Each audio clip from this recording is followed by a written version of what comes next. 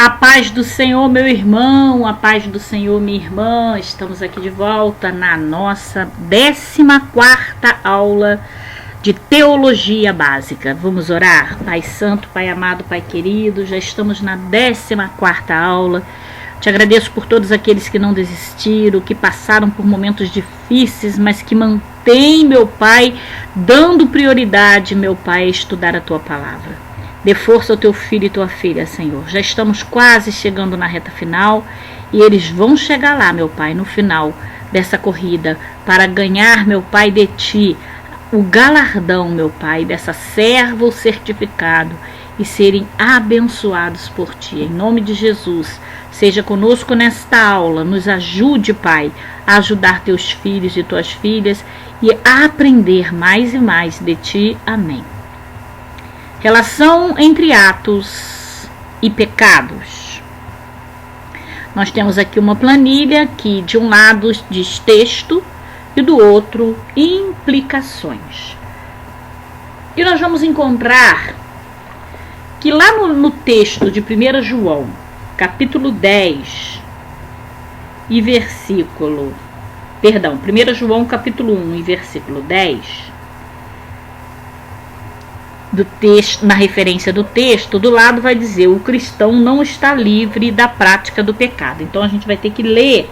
Para mim não abrir a Bíblia aqui no computador, eu vou tentar ir lendo na minha Bíblia para poder adiantar para você essa aula.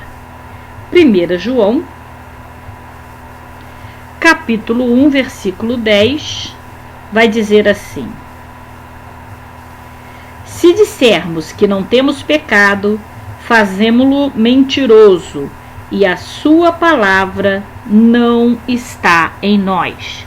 E a referência da implicação diz: o cristão não está livre da prática do pecado. A segunda, aqui de João, nós lemos esse, João 1:10. A segunda é João capítulo 3, versículo 6. João só, né? Capítulo 3, o versículo 6 vai dizer assim: o que é nascido da carne é carne, o que é nascido do Espírito é Espírito. E a implicação diz: neutralização 2 do poder do pecado na vida do cristão, né? Aqui no João 3, 6. 2 Coríntios, capítulo 3, versículo 18. 2 Coríntios, capítulo...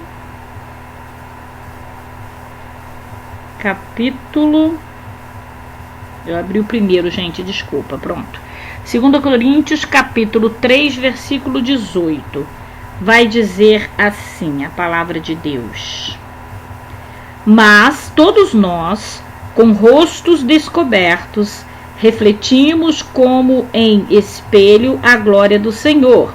Somos transformados de glória em glória, na mesma imagem como pelo Espírito do Senhor. Isso vai dizer 2 Coríntios, capítulo 3, versículo 18.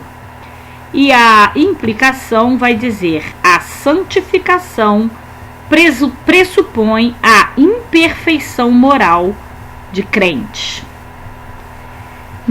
Em Efésios capítulo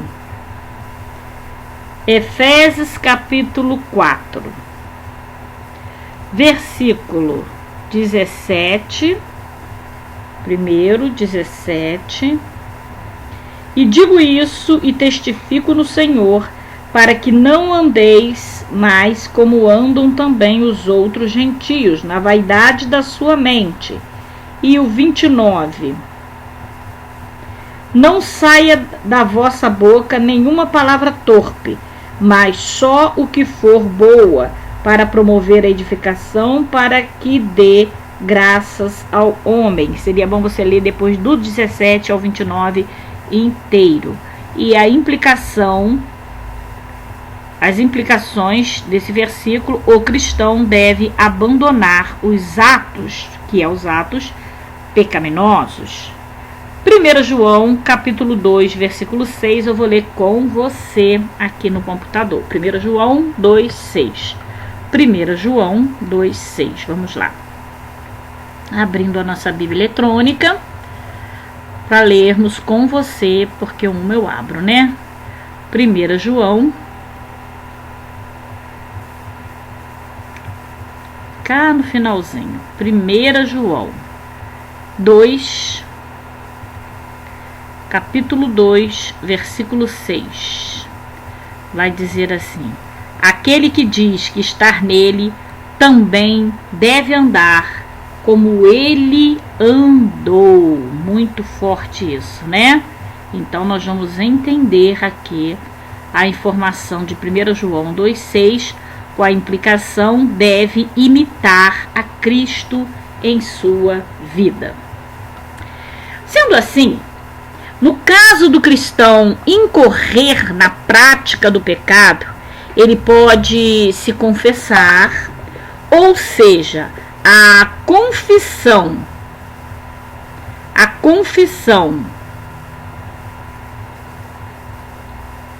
de pecado nada mais é do que dizer a mesma coisa ou falar em conformidade ou conformar-se ou concordar com o que a palavra de Deus diz e reconhecer suas falhas em arrependimento. Não adianta você pedir perdão sabendo que daqui a pouco você vai fazer tudo de novo. Tem que se arrepender e não fazer mais. Entretanto, é necessário que cristão não apenas confesse o pecado, mas também o que? O deixe. Né? Também, aqui vai dizer, deixa eu marcar aqui para você, não, aqui é necessário que o cristão não apenas confesse o pecado, mas também o deixe. Ok? Vamos lá. Noção de pecado imputado. O pecado imputado é o resultado da participação de cada homem no pecado original de Adão. De acordo com Romanos, toda a humanidade estava em Adão, participando do seu pecado e assumindo a culpa resultante dele. Sua transmissão é dada diretamente de Adão e cada membro da raça, tendo como penalidade a morte física. Seu remédio é a justiça imputada de Cristo.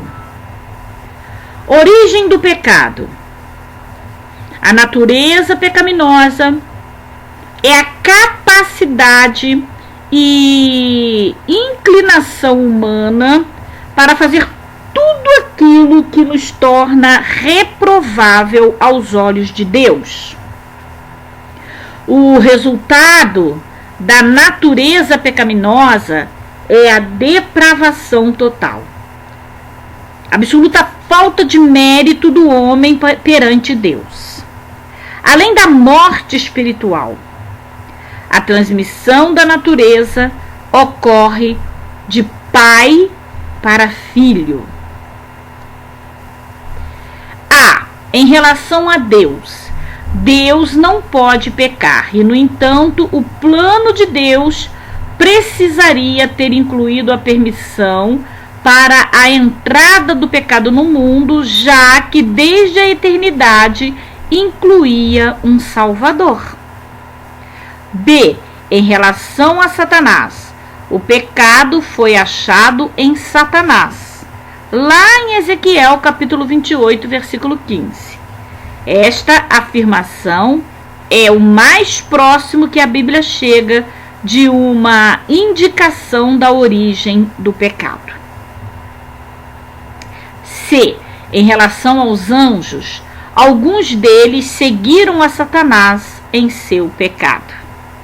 D de dedo. Em relação ao homem, o pecado originou-se no Éden, lá no Jardim do Éden, com aquela famosa história que todos nós conhecemos desde criança de Adão e Eva.